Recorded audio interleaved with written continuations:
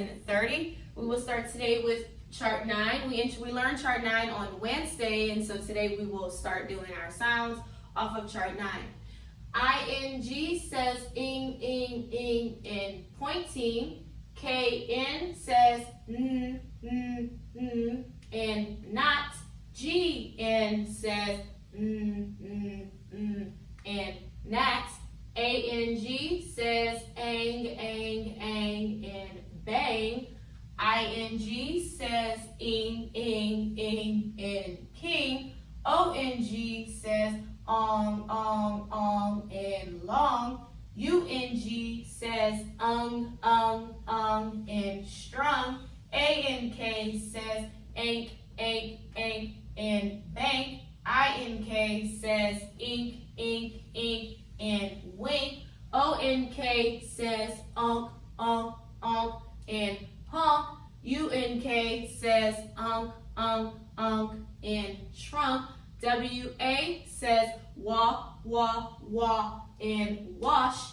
A says and adopt. Y says e, and baby. LE says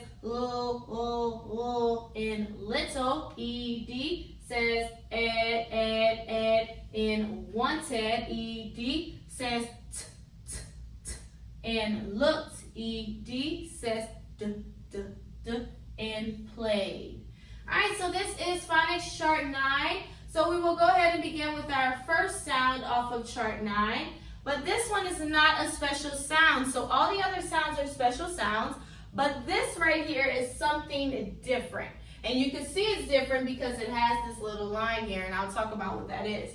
So that ing there is what we call a suffix. Say that. Suffix. A suffix is a word that goes at the end of a word. It creates a new word. Every time you have a suffix, it will always go at the end of your word. What word? It will go at the end of what's called a root word. A root word is a word that you start with or the word that you begin with. It's also a word that can be a word on its own. So like point. We know point is a word. I will point to the wall. So we know that point is a regular word.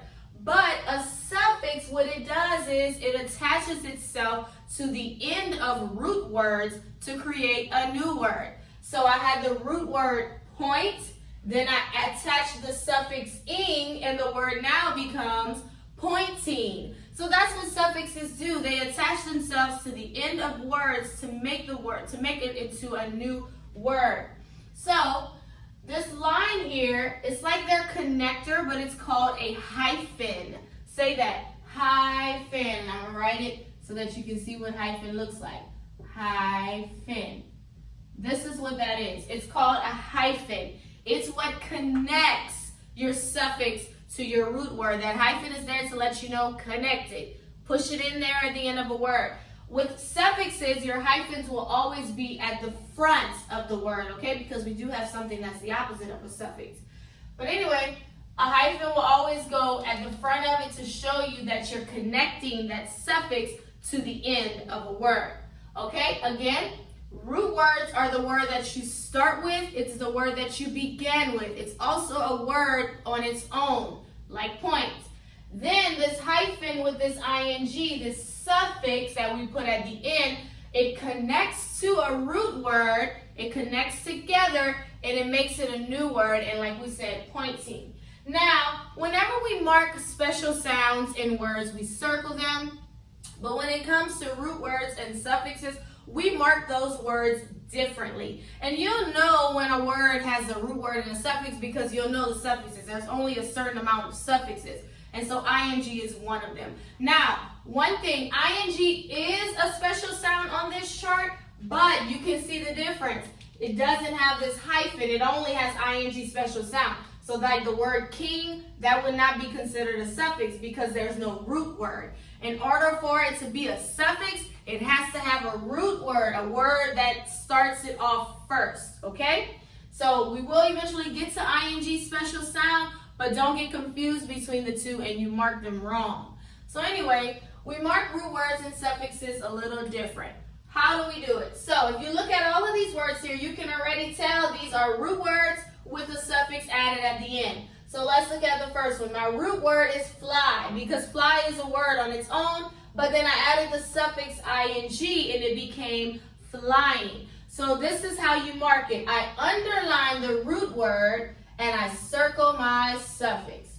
This is how you mark these type of words. You underline your root word and you circle your suffix. Your root word is a word that you started with, a word that can be on its own. Okay, let's look at the next one. I have the root word wish, the suffix ing, the word became wishing. Underline your root word, circle your suffix, wishing. Same thing with this one. Root word is mark, suffix is ing, the word is marking. Next, root word is look, suffix is ing, the word is looking. So I underline the root word and I circle my suffix. So here I have the same thing here. I have some words, but now I'm going to show you what it looks like. So I have spill plus ing, the word becomes spilling. So that's all it's doing, is just adding them together. I have bark plus ing, the word is barking. Then I have pray plus ing, the word is praying. So that's adding a root word and a suffix together to create new words. So that is how you have a root word and a suffix and you put them together to create a new word. So this ing here that we did is called a suffix, and suffixes go at the end of words. You have to attach a root word to a suffix to make a new word. Okay? So that's pretty much what we've learned about suffixes today. And we will do some more on this chart, as you can see down here, but that's way at the end of this chart. All right, so let's review subject and predicate. Remember, a subject is your who of your sentence. Whoever you are talking about, that is called your subject. And then we have our predicate, which is the what is going on in the sentence. What is going on? So, remember, I told you, always read your sentence first before you try to divide. Read the whole thing first. Then, after you read it, now identify who was the sentence about. Right after that, put the line to show that that was your subject. Then the other part of the sentence will be your predicate. So, this sentence says, the dog was muddy. So, who was our sentence about? The dog. So, I will put a line right here. The dog was my subject. And then what was the predicate? Was muddy. That's what the sentence was telling us about the dog, that he was muddy. Next one, Kate washed the dog. Who is this sentence about? Kate. It's about her because it's telling us what she did. So I hope you didn't say the dog. So Kate is our subject. And then what did Kate do? Washed the dog. Predicate. Subject and predicate. The who and the what. All right, so that's our phonics lesson on today. You can complete your workbook pages on today.